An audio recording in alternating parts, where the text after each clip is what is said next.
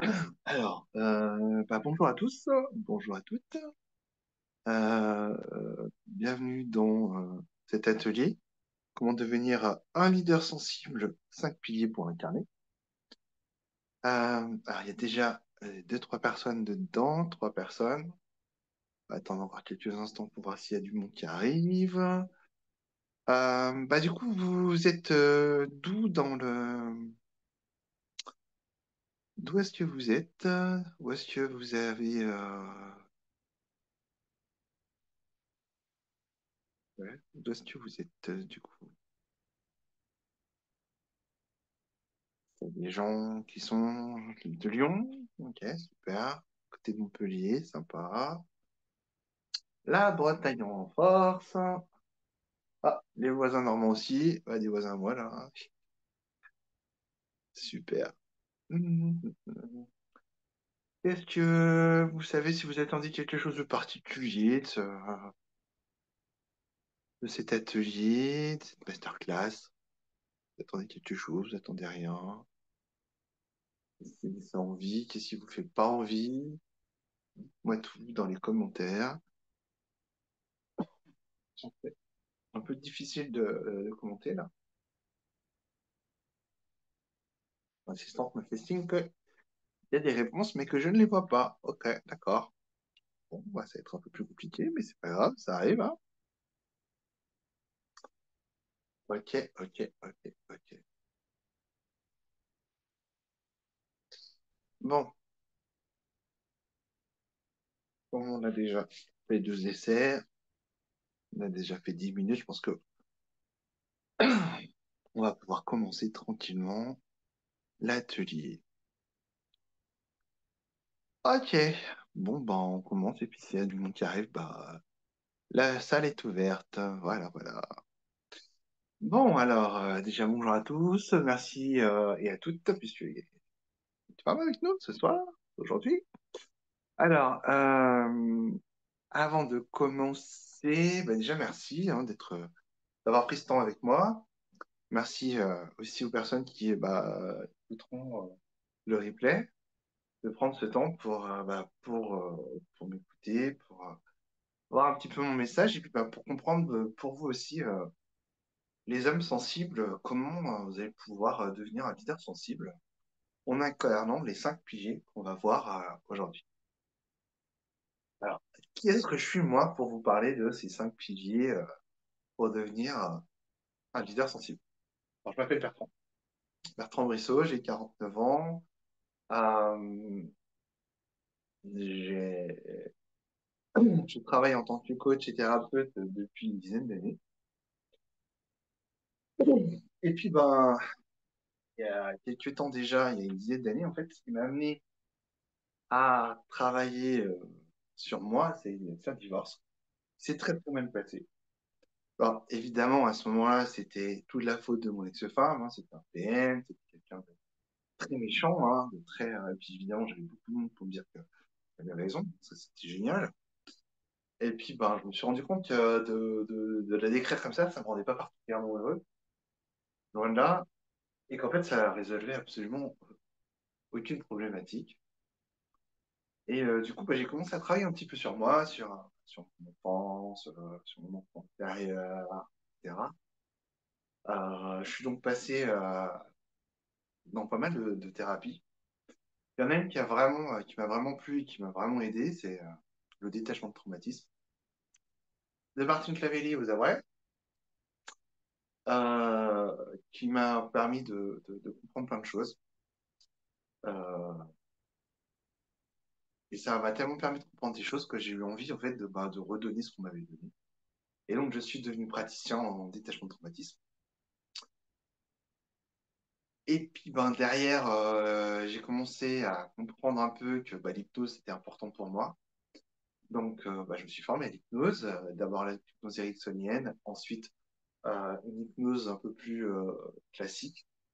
Et puis également tout ce qui est hypnose spirituelle, si je n'ai pas trop ce terme.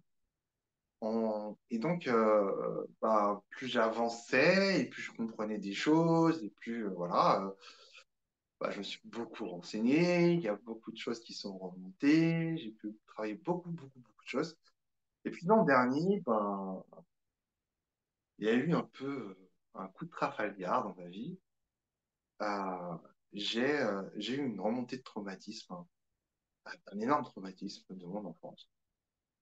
Et cette remontée a remis en cause beaucoup de choses à l'intérieur de moi, et entre autres mon fonctionnement au niveau du masculin, de ce que je dégageais, de ce que j'amenais en fait aux autres. Et donc la personne avec qui j'étais avant est partie en me disant, bah écoute Bertrand, moi je me sens pas en sécurité avec toi, et je comprenais pas ce qu'elle voulait dire en fait. Moi je me sentais, voilà, j'avais l'impression d'être sécurisant, voilà, etc.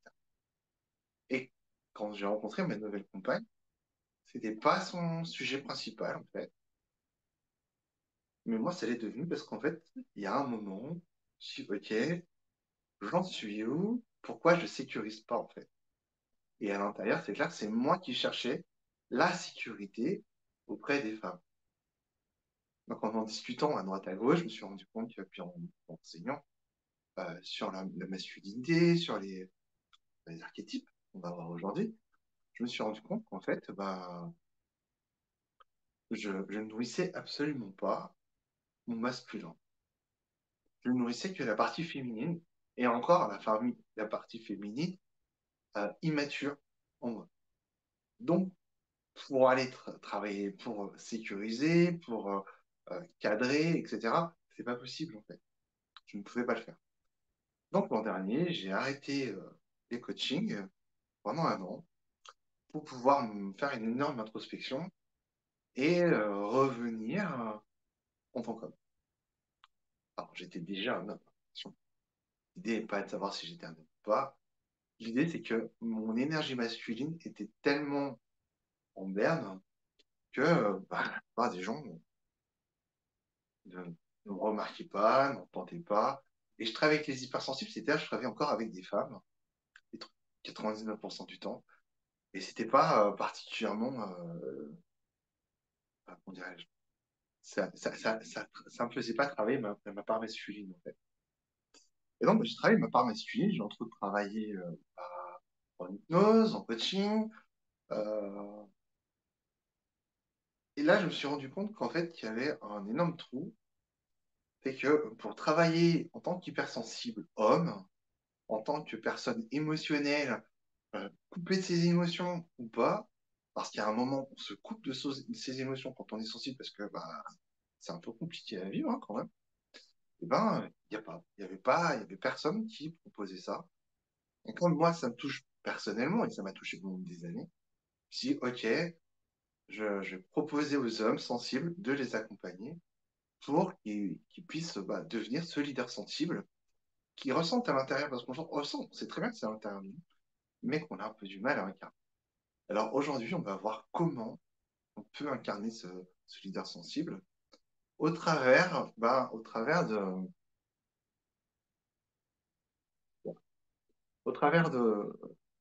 trois points essentiels. Déjà, c'est les cinq peurs que nous, en tant que leader sensible, on ressent.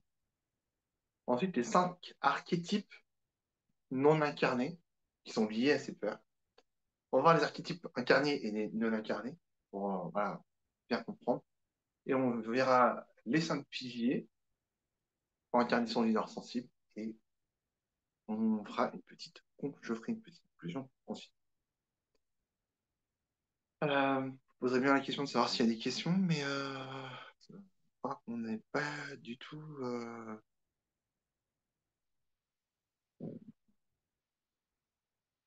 Voilà. Si vous voulez bien poser des questions, où c'est écrit ici, je peux y répondre.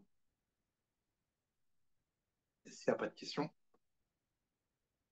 là, on va avancer.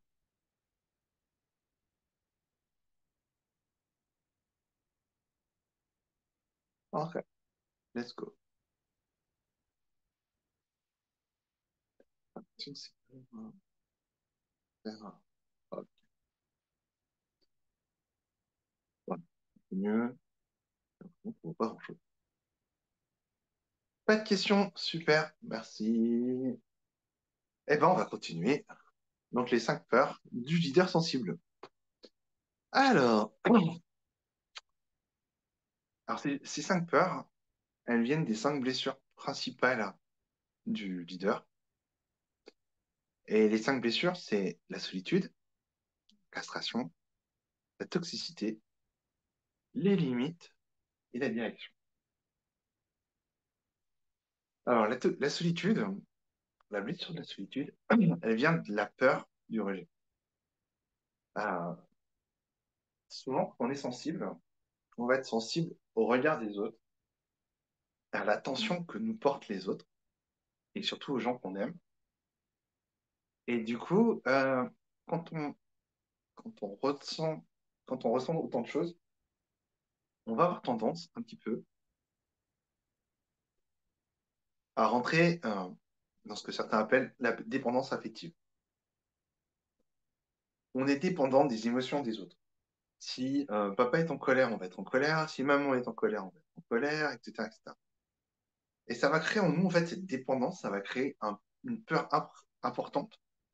C'est la peur du vide ou la peur du silence. Et cette peur du vide ou du silence, on va tellement l'éviter, eh ben, quand on rentre chez soi, on met la télé. Quand on évite d'être tout seul, on évite de, de ne pas être en relation, pas amoureuse, pas amicale. Ok. Vous savez, quand tout cette espèce d'habillage extérieur de notre solitude pour éviter de dire je suis seul. Bah ça, en fait, ça vient vraiment de la peur du rejet. C'est la peur, c'est une des principales peurs. La deuxième peur du leader, donc de l'homme sensible, c'est la peur de la castration. Ok. On va la traduire par c'est la peur de ne pas être celui qu'on attend. Euh, et cette peur de la castration, elle vient de la dépendance au jugement des autres. On a sans arrêt besoin d'être validé, jugé par les autres. Et comme on attend toujours que les autres nous jugent, évidemment, nous, on se juge d'autant, beaucoup plus, encore plus méchamment, euh, encore plus incisif. Et parfois, ça arrive qu'on soit un petit peu dans le besoin de perfection dans certaines choses. Ok. Et ça, c'est vraiment de la dépendance au jugement des autres. Euh, le problème, c'est que cette castration, cette peur de ne pas être celui qu'on attend, ok, va attendre toujours qu'on attende de l'autre qui nous explique ce qu'on doit faire. Et donc, si l'autre qui doit nous dire ce qu'on doit faire, bah, on va pas passer à l'action. On va attendre que les choses arrivent, qu'elles se disent, qu'on nous dise ce qu'il faut faire, etc. Et on va chercher la sécurité à l'extérieur. Que je te disais tout à l'heure, on va aller chercher chez l'autre la sécurité émotionnelle qu'on est censé apporter, en fait, nous, en tant qu'hommes. On va la chercher auprès des autres, en fait. Entre autres, auprès de notre femme, la personne qui est en face de nous. Et ça, quand on cherche la sécurité au lieu de l'incarner, euh, ça veut dire que on refuse nos responsabilités. On va pas aller chercher nos responsabilités si on sait même pas ce qu'on doit faire. Mais c'est à nous à prendre les choses en main. C'est l'homme, par principe, il est censé être proactif. Mais quand on n'est pas aligné, quand on est castré, on va plus être proactif du tout. Au contraire, on va être réactif, voire même on va être complètement passif. La troisième blessure, c'est la toxicité. Euh, la toxicité, c'est la peur d'être un mâle dominant, qui font du mal comme a fait papa, a fait tonton, a fait Mitterrand, a fait je sais pas qui d'ailleurs. Et la toxicité, c'est vraiment une blessure très importante. C'est celle qui aujourd'hui euh, nous bloque le plus. On a tellement vécu tous, que ce soit les hommes comme les femmes, et je dis bien les femmes comme les hommes comme les femmes, dans des univers toxiques, dans des familles toxiques, avec des pères, des oncles, des grands-parents toxiques, ok, que nous, on veut. tout, être tout sauf ça. Et on ne voit que le côté toxique. Ce serait quand même dommage de voir ce qu'on nous a apporté. Et ça nous empêche du coup de nous incarner dans notre masculin, dans notre force, dans notre, de nous manifester dans notre masculin puissant. Et on refuse également, évidemment, les expériences nouvelles, puisqu'on ne veut pas y aller, puisque ben, notre modèle nous a dit que c'était comme ça il y a 50 ans, il n'y a pas de raison que ça change. Donc, nous, c'est pareil. Donc, si papa ou pépé fumait, ben, on fume avec comme lui. Si c'est un coureur jupon, on va courir les jupons, etc., etc., etc. Et tant qu'on est dans ce modèle de peur, tant qu'on est dans cette blessure-là, on va se retrouver à ne pas pouvoir s'incarner en peur, puisqu'on va refuser. Et là, vraiment, c'est la blessure que j'ai vraiment ressentie l'an dernier. C'est je ne suis pas capable d'être un homme, parce que les hommes, c'est tous des connards, en fait. Et je suis un homme, en fait. Donc, si les hommes, c'est tous des connards, je suis un connard. J'ai pas envie d'être un connard, mais t'es pas obligé d'être les connards. Tu peux être quelqu'un de bien et prendre les choses bien chez chacune des personnes, en fait, que tu trouves des connards. Parce qu'il y a obligatoirement des points positifs. Quatrième, quatrième blessure, c'est les limites. Peur de poser des limites et peur de ne pas faire partie. Là, vraiment, on est sur la blessure la dépendance au regard des autres. C'est vraiment hyper important. Là, aujourd'hui, on nous apprend à ne plus poser nos limites. C'est interdit en tant qu'homme. Tu poses des limites, euh, c'est pas possible. On te dit très, très clairement, voilà, on te dit très clairement, poser des limites en tant qu'homme, c'est pas bien. Poser des limites, c'est pas mettre des tartes à tout le monde, hein. Poser des limites, c'est simplement connaître ses valeurs et se faire respecter dans ses valeurs. On va le voir un peu plus loin, c'est hyper important.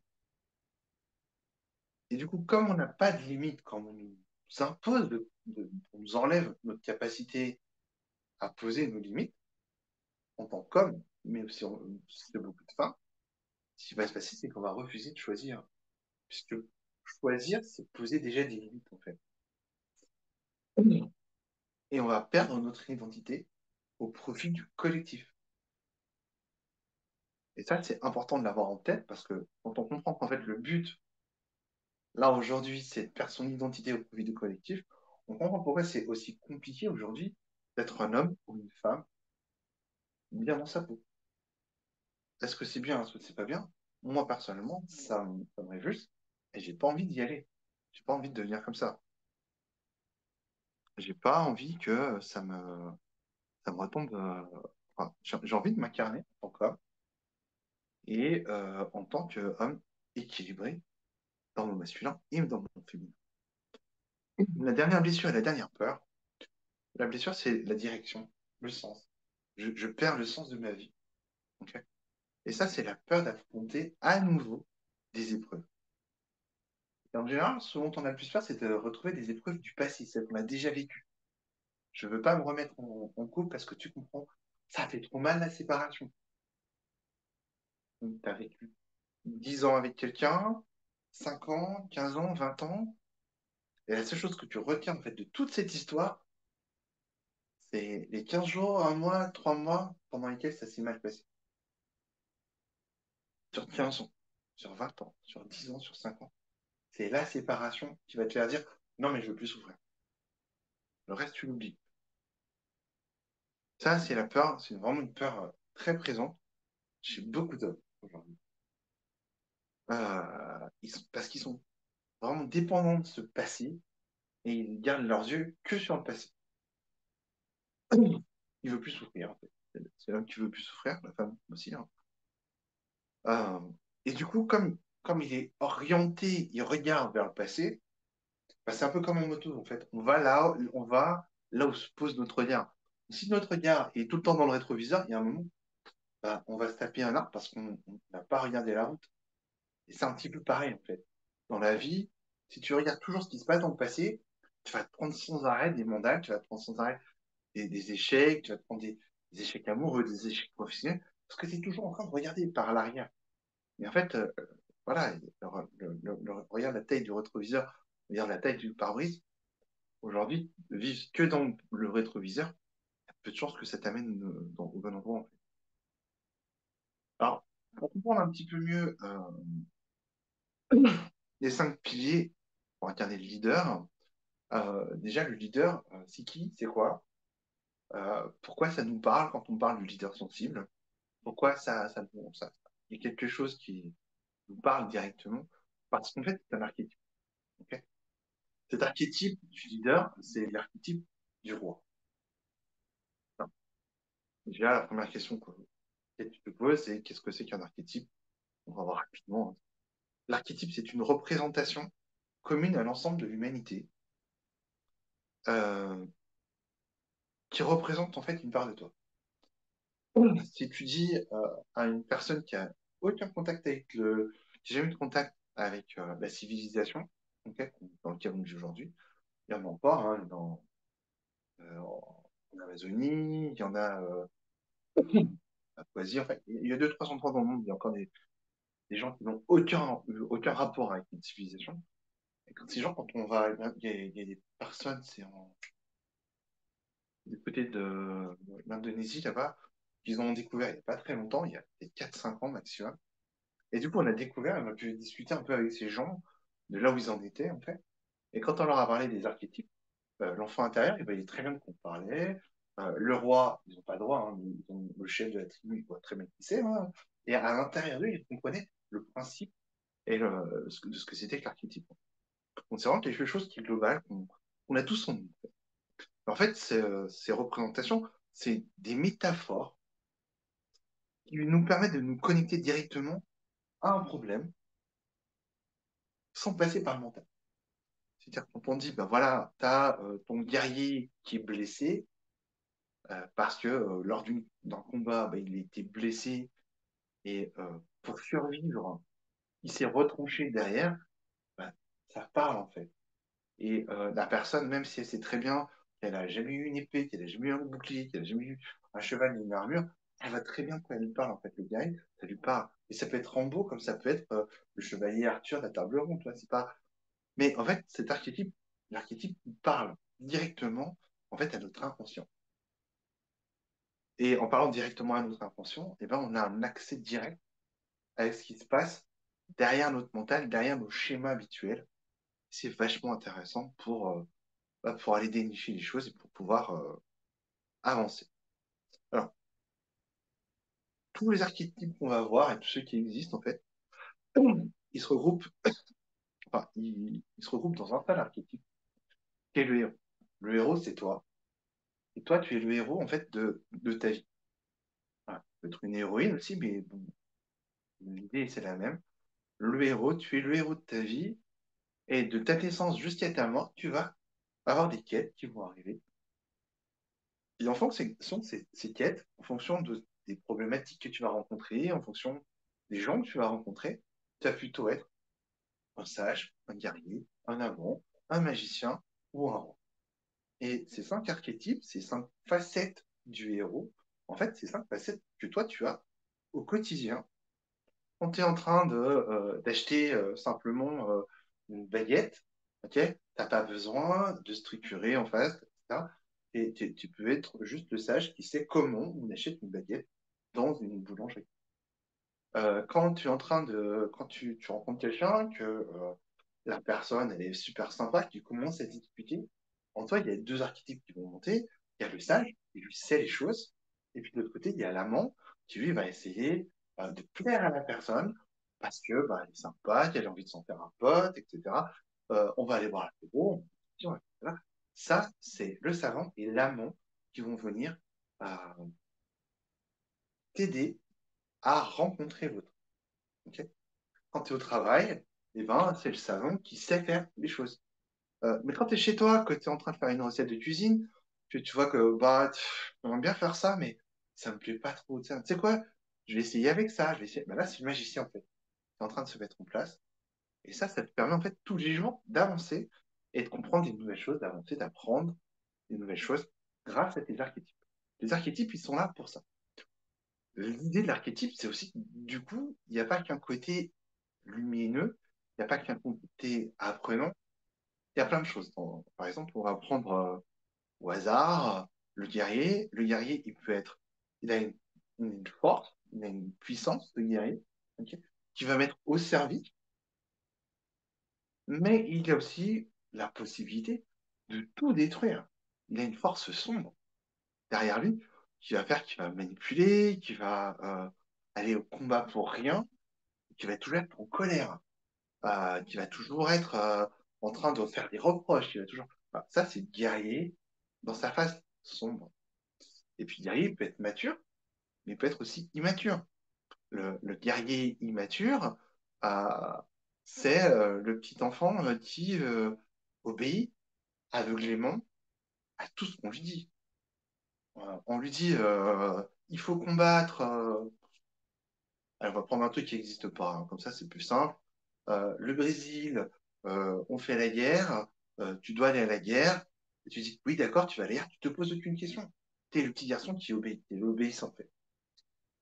Sauf que derrière le petit garçon obéissant, il y a l'autre petit garçon, le vrai guerrier, c'est l'enfant rebelle. Et cet enfant rebelle, en fait, il va te permettre de toi t'opposer en disant, non, mais attends, pourquoi tu m'envoies au Brésil? Pourquoi tu veux que j'aille au combat? Pourquoi tu veux que je signe ce contrat? Pourquoi tu veux que je m'oppose à telle décision? Si c'est pas dans ta charte à toi, ça fonctionnera pas. Voilà. Bon. Ça, c'est ce héros que tu vas faire et qui va avoir ces cinq facettes régulièrement et tu vas voir, on va les voir juste après. Euh, Toi, ton but, c'est d'incarner ce héros en tant que tel. C'est pas d'incarner le héros de ta femme, de ton fils, de ton voisin, de ton patron, de je sais pas trop qui. C'est toi que tu dois incarner. C'est ton héros que tu dois incarner en tant que lui. Voilà. C'est ça le but, en fait, de notre quête à nous. Et donc, pour pouvoir mener à bien cette quête, on va voir maintenant les cinq archétypes qui nous permettent de mener cette quête. Le premier dont j'avais envie de te parler, c'est le sage.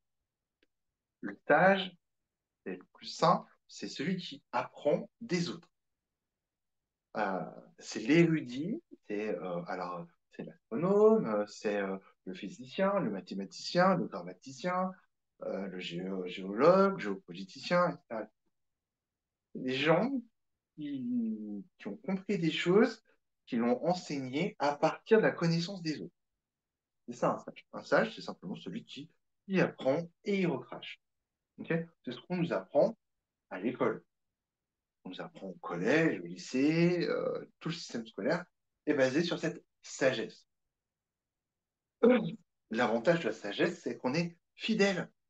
On est fidèle à papa, on est fidèle aux liens familiaux, on est fidèle aux liens culturels, on est fidèle aux liens nationaux. Et du coup, comme on est fidèle, on va accepter des choses qu'on accepte comme des réalités, alors que ce sont que des dogmes et des idées. En fait. C'est une réalité, alors qu'en fait, c'est des idées. Il va pas obligatoirement essayer enfin, une fois qu'il a compris, il va pas essayer d'expérimenter. Il est juste là pour comprendre, apprendre et recracher. Un- le sage, c'est un archétype masculin.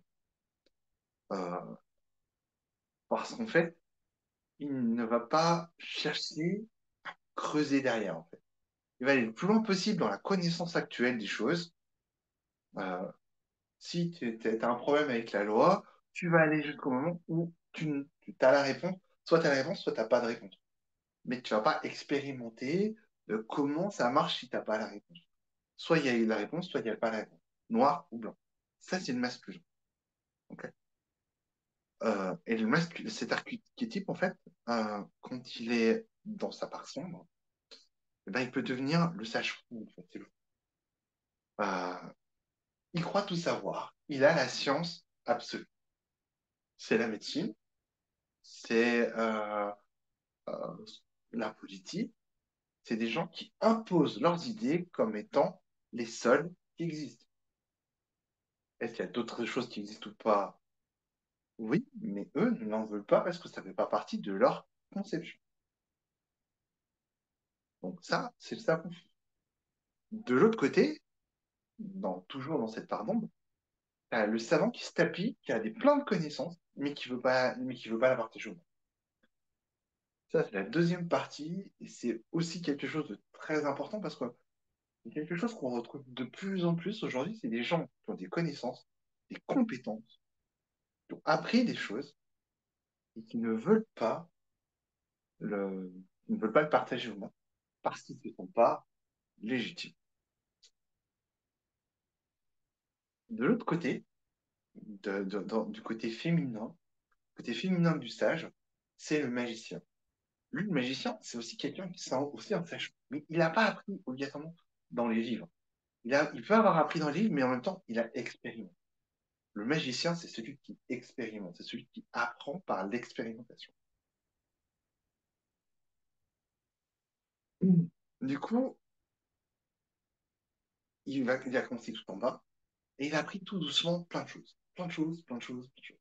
Il a lu, il a mis en application, il a écouté des vidéos, il a mis en application, il a essayé, il a fait des recettes de cuisine, des recettes de gâteaux. Il y en a qui ont marché, il y en a qui n'ont pas marché, mais en tout cas, il a essayé. Et plus il essaye, plus il prend du pouvoir, en fait. Et ce pouvoir, en fait, c'est un pouvoir intérieur. C'est-à-dire qu'il sent qu'il monte à l'intérieur de lui quelque chose qui est très très fort. Et donc, qui dit euh, grand pouvoir, dit grande responsabilité, euh, pour pouvoir avancer, il a besoin d'avoir toujours en tête la structure du sage, qui lui va structurer sa pensée, va structurer et va lui donner un cadre.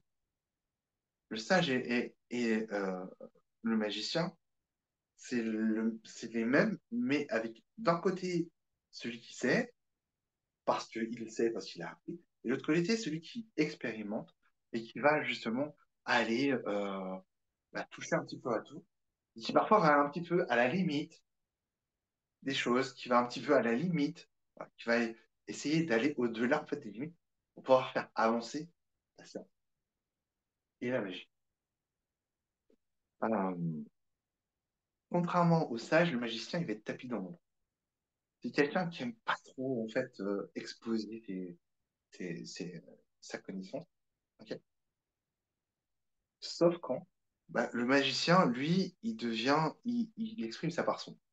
Alors là, c'est tout l'inverse. Il va pas exprimer obligatoirement sa connaissance, mais par contre, il va utiliser sa connaissance contre les autres. C'est ce qu'on appelle le manipulateur.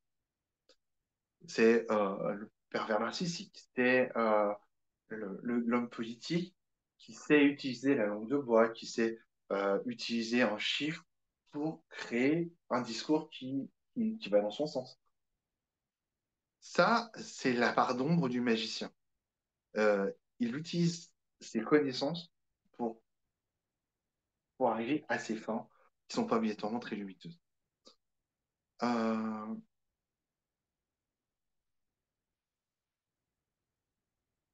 Ça, c'est les deux parts de la connaissance, après, et de l'expérience. Ensuite, le troisième archétype, c'est l'archétype du guerrier. C'est également un archétype 100% yang, donc masculin. Et lui, son but, c'est de partir en combat. Il part en combat contre quoi? Contre l'injustice. Ok. Il est là pour défendre les frontières du royaume. L'injustice, c'est quand on rentre dans ton royaume sans y avoir été invité. Ok. On viole ton royaume, c'est injuste. On te donne une mauvaise note alors que tu as bien bossé, c'est injuste. Ok. Là, qui est-ce qui va y aller? C'est le guerrier. C'est cet enfant rebelle qui est d'accord pour qu'il y ait des règles, mais pas n'importe quelle règle, et qui veut qu'on l'écoute et qui veut se faire entendre. Le guerrier, il est là pour se faire entendre. Il est là pour dire, je suis là, j'existe. Donc, le guerrier, dans le côté lumineux, il se bat pas pour lui. Il se bat pas pour ses propres intérêts. Il se bat pour les intérêts comment dire, de son clan. Ok?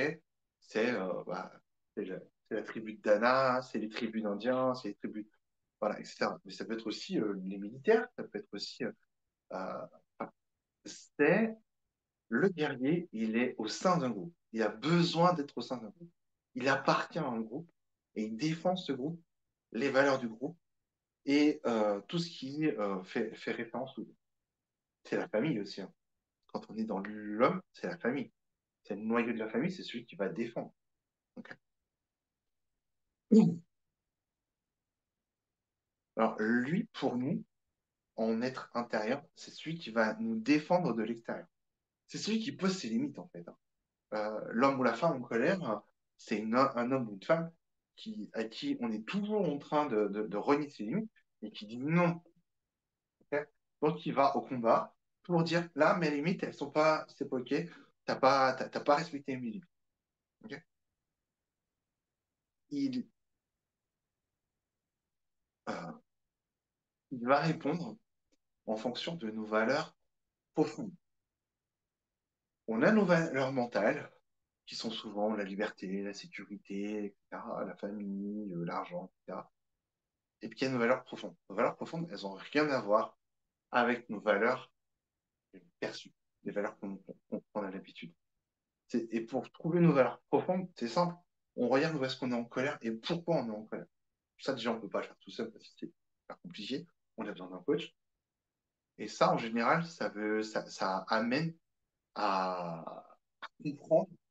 Bah, par exemple, bah, moi, j'aime bien, c'est quand on me dit ouais, mais je comprends pas là, toi, j'ai ça à apprendre, j'y arrive pas.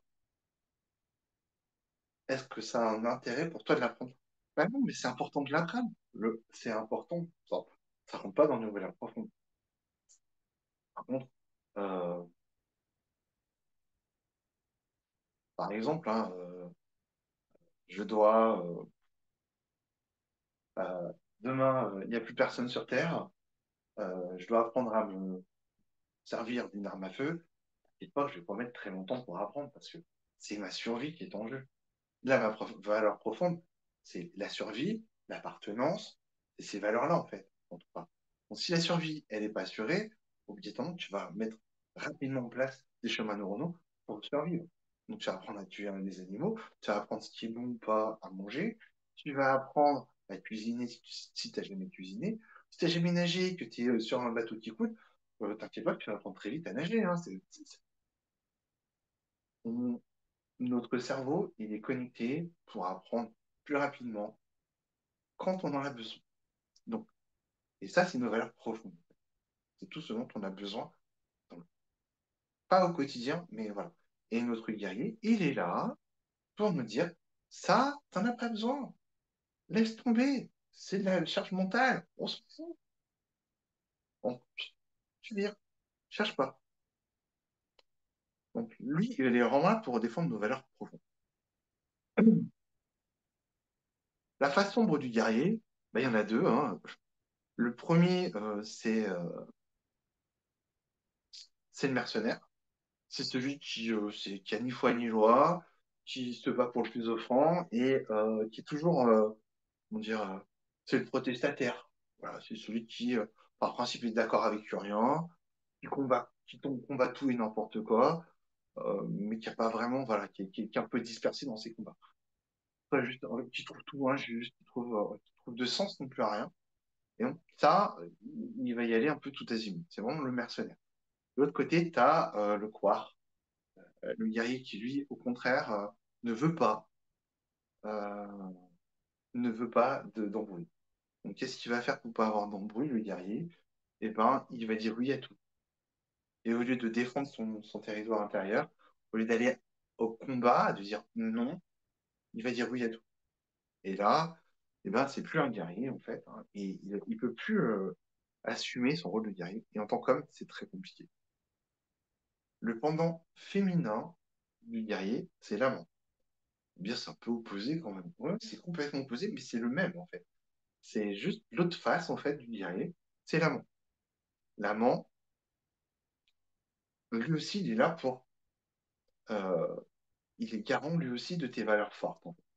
Et tant que ton amant, il est dans sa lumière, lui, ce qu'il va faire, c'est qu'il va construire. Euh, L'amant, dans la lumière, il devient le père de famille, il devient le protecteur, il devient, et pour devenir un protecteur, il a besoin du guerrier. Et pour devenir un bon père de famille, il a besoin du guerrier, il a besoin du sage.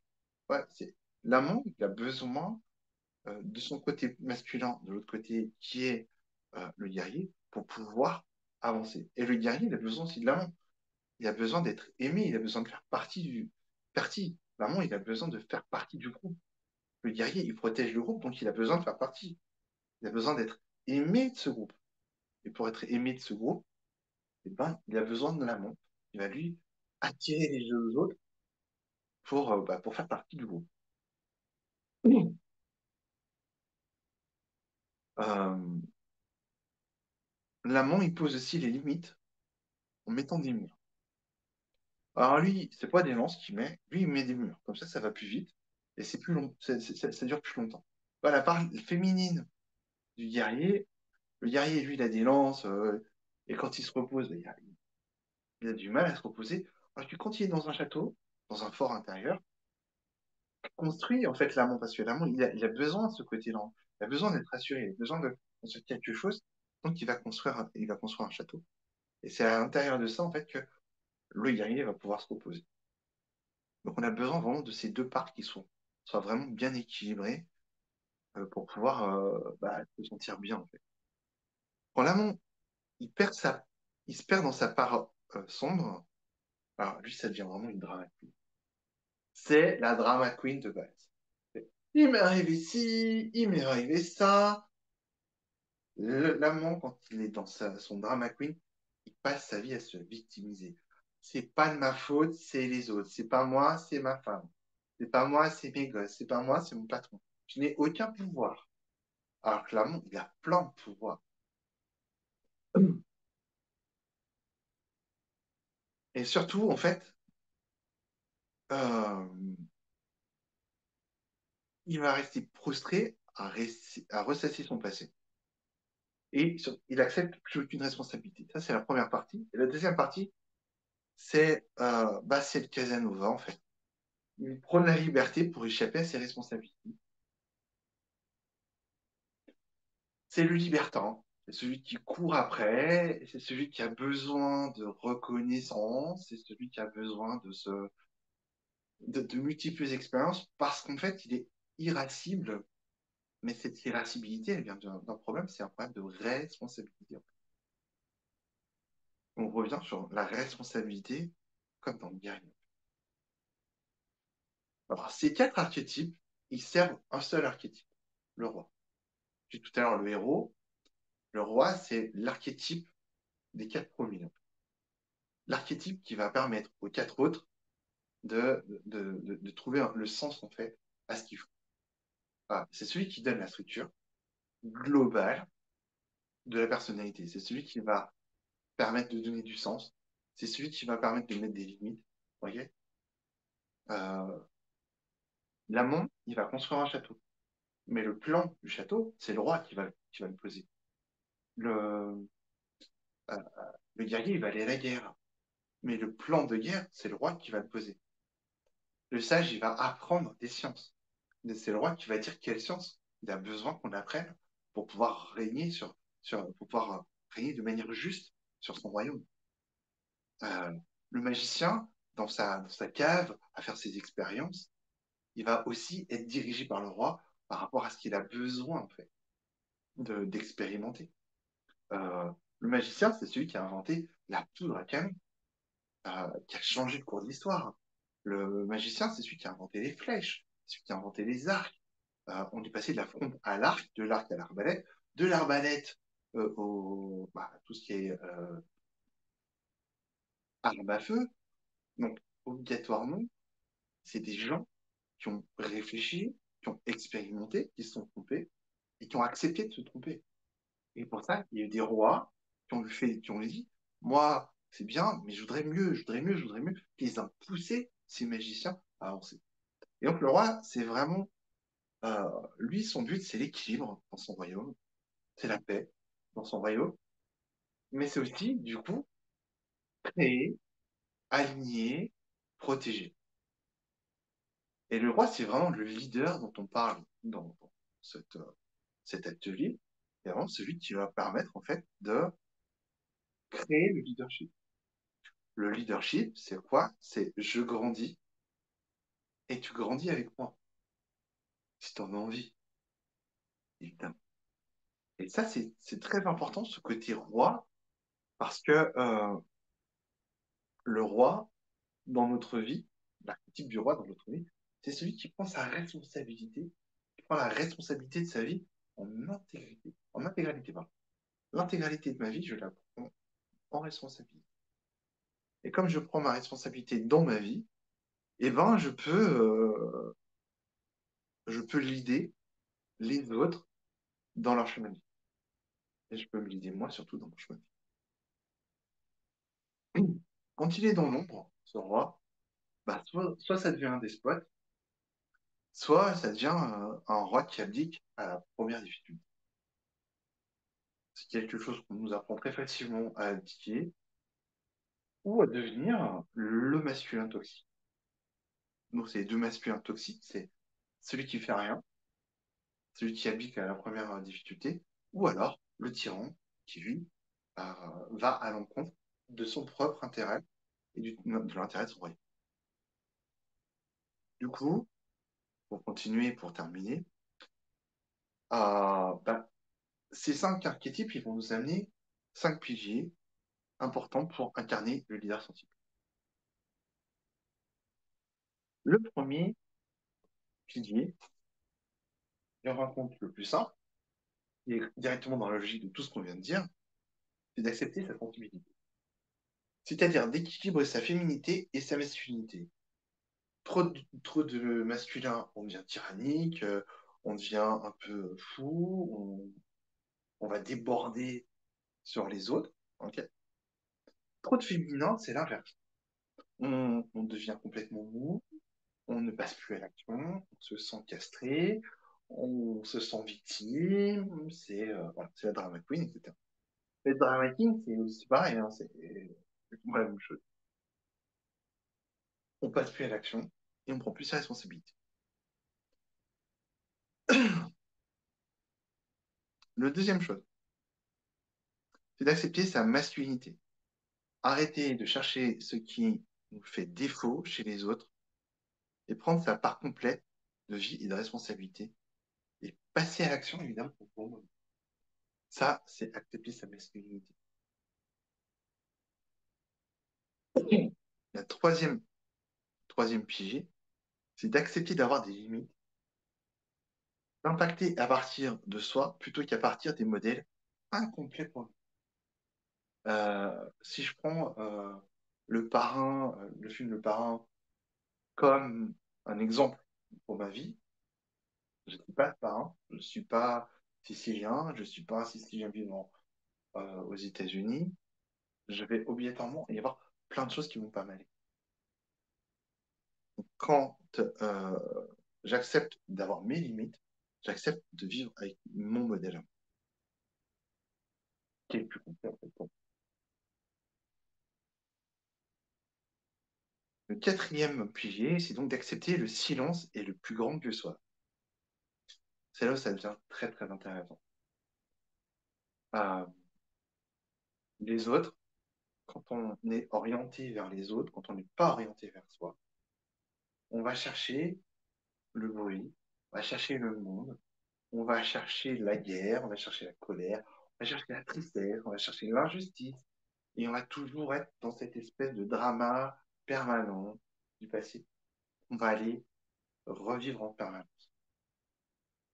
Accepter le silence, c'est accepter qu'à un moment, on arrête ce drama-là, de se poser toujours les mêmes questions sur les mêmes choses, ok, et se centrer sur soi, en fait.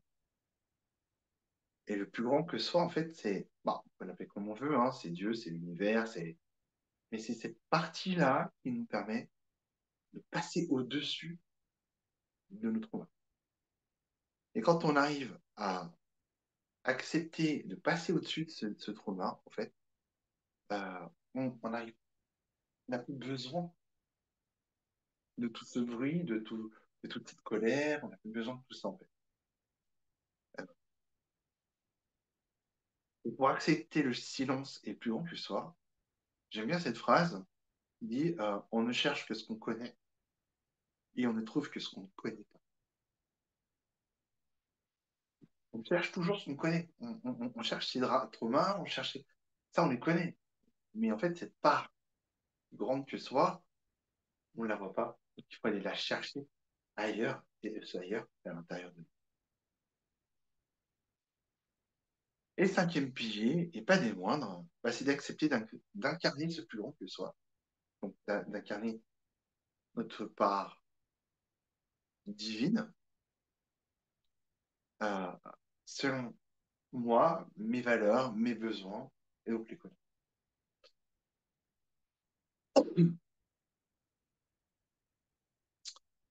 Alors, je vais essayer de voir si les questions remarchent. Petit depuis 10 minutes sur la même diapo. Mince.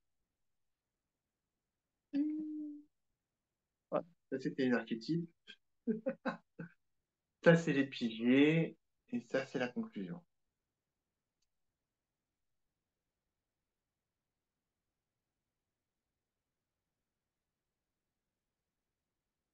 Euh, alors, est-ce que tu sais prendre soin de ton leader? Est-ce qu'il y a d'autres questions à part les diapos? Merci pour, merci pour le message sur les diapos. Ça vient juste de le voir. Une demi-heure que je discute sur une diapo, sur la même diapo, c'est dommage. C'était joli, les autres aussi, hein. Est-ce qu'il y a des questions sur ce que je viens de partager?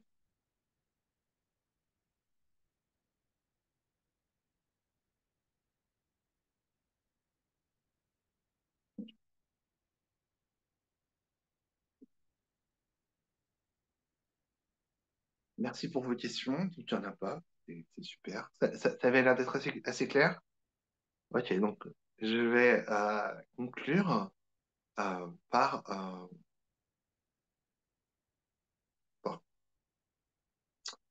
simplement pour se poser la question, est-ce qu'on prend vraiment soin de notre leader?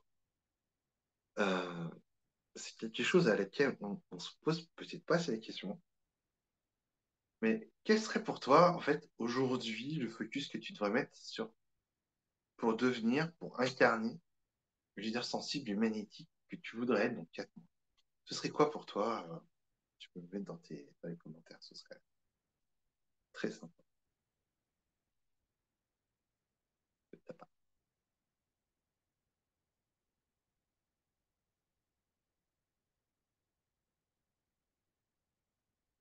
Ouais, le côté victimisation, d'accord? Ok. Alors, quelqu'un qui n'a pas entendu la question. La question était la suivante.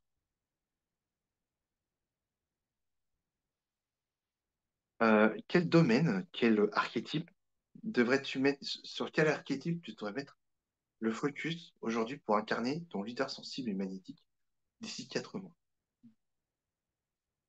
Donc le guerrier plutôt remettre des limites dans ta vie, reprendre, arrêter d'être en colère. Quelle partie du guerrier?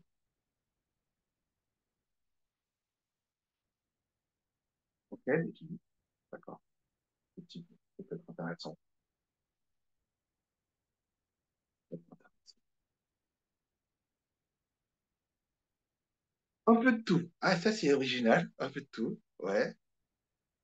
Un peu de tout. Et du coup, qu'est-ce qui serait intéressant pour toi aujourd'hui dans un peu de tout pour a prioriser, mettre des limites, passer à l'action. Ouais. Ok. Donc là, on a un roi qui a un royaume, qui a bien conscience qu'il faut mettre des limites et avec qui passer à l'action, c'est pas évident. C'est effectivement souvent le cas. Ok, le sage un peu fou aussi, d'accord. Le magicien, qui voudraient bien faire des expériences. Ok. Bah écoutez, et merci pour ces réponses. Effectivement, c'est souvent mettre des limites et passer à l'action. Ça regroupe un petit peu tous les archétypes. C'est pour ça d'ailleurs que là, depuis quelques temps maintenant, je propose un accompagnement euh, avec les archétypes pour pouvoir aller soigner les archétypes. Parce que même s'il y a certains archétypes qui ont l'air d'être un peu mieux, on se rend compte que quand on travaille dessus, et ben, c'est vraiment super intéressant parce que ça permet de... C'est dur de se retrouver les archétypes. Ouais, c'est pour ça que moi j'aime bien les voir au fur et à mesure. Là, c'était une... on va se mettre sur les archétypes. Voilà. Donc le roi, le guerrier, le magicien, l'amant et le roi. Non, et le fou. C'est bien. Euh, En fait, chaque archétype représentant une partie de ta personnalité, qui peut être soit dans sombre, soit dans l'immaturité. Moi, ce que j'aime bien, c'est travailler sur chacun des archétypes jusqu'au roi. Donc, on monte graduellement du savant jusqu'au roi. Et en fait, on va travailler sur l'immature. D'où est-ce qu'il vient en tant qu'enfant? Quel enfant? Par exemple, le guerrier et l'enfant rebelle. On va travailler sur l'enfant rebelle. On va guérir l'enfant rebelle, puis on va aller redonner du pouvoir au guerrier. Ok. Le savant, eh ben, on va lui faire redonner des capacités en tant qu'étudiant. Le magicien, on va aller travailler euh, avec son enfant, euh, avec l'enfant magicien, l'enfant créatif, l'enfant. Voilà. Et tous ces enfants-là, en fait, il faut d'abord les, faut d'abord leur permettre d'évoluer, d'exister à pleine voix, j'ai envie de dire. Hein, on a un chanteur devant nous, c'est un roi fou, en fait. Hein. Voilà. Là, on est vraiment dans l'idée que chacun doit reprendre sa place. Chaque archétype doit reprendre, d'enfant doit reprendre sa place. Et une fois qu'il a repris sa place, et ben en fait, ça va lui permettre de faire vivre son archétype d'adulte. Et c'est pour ça que je propose bah, un accompagnement sur 4 mois où il y a une semaine où on fait un coaching, une séance en tête à tête, en one to one, et une séance dans laquelle on va travailler en groupe sur la même chose. La séance en groupe, c'est plus un coaching dans lequel on va poser des questions, on va aller challenger en fait un petit peu bah, le guerrier ou le sage ou les autres archétypes. On va les challenger pour pouvoir qu'ils avancent eux dessus. Et quand on arrive sur la séance individuelle, eh ben, on n'a plus qu'à replacer chacun à sa place et à le faire vivre dans son harmonie intérieure. Est-ce que c'est plus clair ou pas? Est-ce que ça vous intéresserait ou pas? Ceux qui vont l'avoir en, en replay, bah, venez me voir et puis dites-moi ce que vous en pensez, comment vous trouvez que ça vibre avec vous. Donc, quelqu'un me répond. C'est plus clair ou pas, du coup, ce que je viens d'expliquer sur les archétypes, sur comment on travaille avec les archétypes?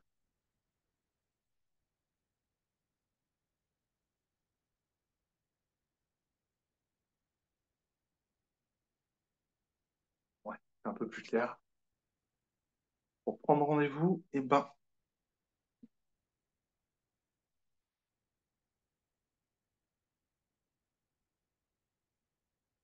ouais, sur 4 mois, on commence par un archétype. Donc, le premier jour, enfin, la première semaine, on commence sur un archétype. En groupe. Après, en individuel, en groupe individuel. Et ça dure 4 mois. Et à la fin des 4 mois, on a fait les 5 archétypes. Et on termine par le roi ou le sage en fonction des besoins en fait, du groupe. Est-ce que c'est plus clair sur l'accompagnement?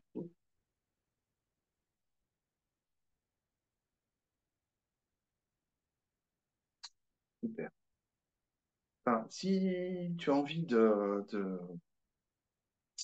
en parler avec moi, je te propose, je vais mettre le lien, voilà, je te mets le lien dans les messages. En replay, ce sera sous la vidéo. Merci d'avoir participé.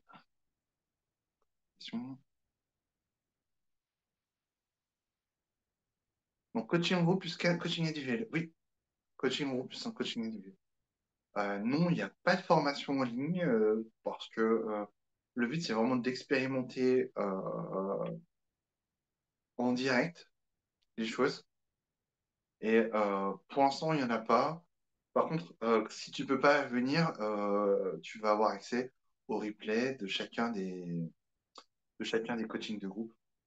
Le coaching individuel, je t'enverrai le replay aussi de ton coaching. Enfin, c'est pas un coaching, hein, en coaching, le groupe, on fait un coaching. Donc, on va poser des questions sur ce qui se passe à l'intérieur de vous. On va faire monter, en fait, dans l'archétype, ce qu'il faut être travaillé. On va faire monter ce qui se passe au niveau de l'enfant qui est lié à l'archétype. Et puis derrière, eh ben, c'est une thérapie. On fait une séance d'hypnose pour aller, pour aller guérir cet enfant et du coup, ben, l'archétype qui va. Donc, il n'y a pas de formation, mais par contre, il y a des replays sur les coachings. D'autres questions?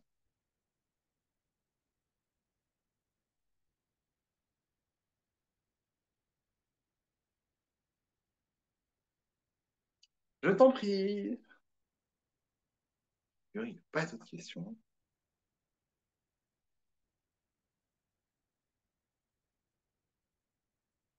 Une fois tous les 15 jours. Une semaine, on fait un coaching de groupe. Une semaine, on fait une séance d'hypnose en individuel. Voilà.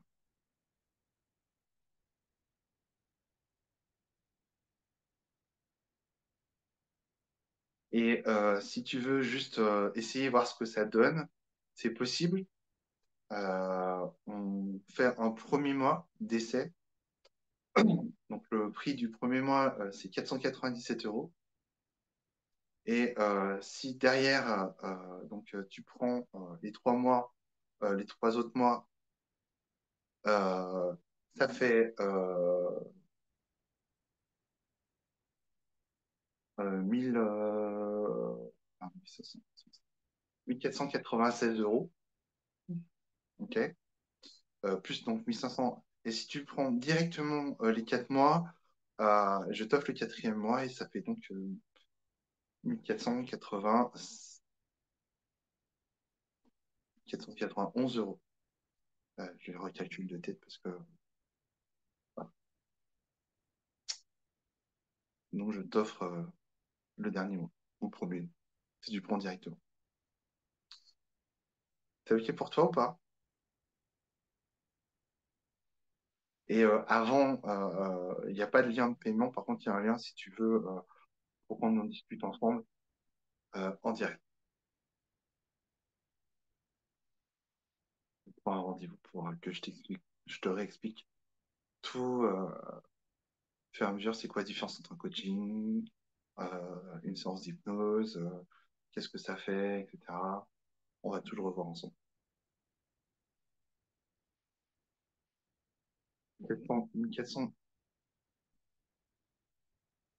non, c'est 497 € le premier mois si tu ne prends qu'un mois. Ok, tu veux voir, tu veux essayer, tu dis ok.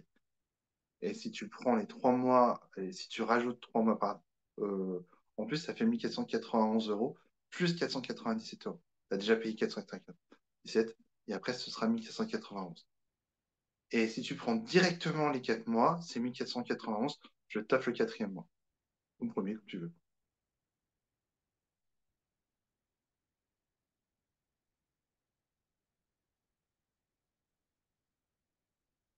Voilà. Voilà. Je t'ai mis le lien en commentaire dans les messages. Merci pour toutes vos questions. Merci d'avoir été présent et présente. Bah, écoutez, moi, c'est à vous souhaiter une bonne journée.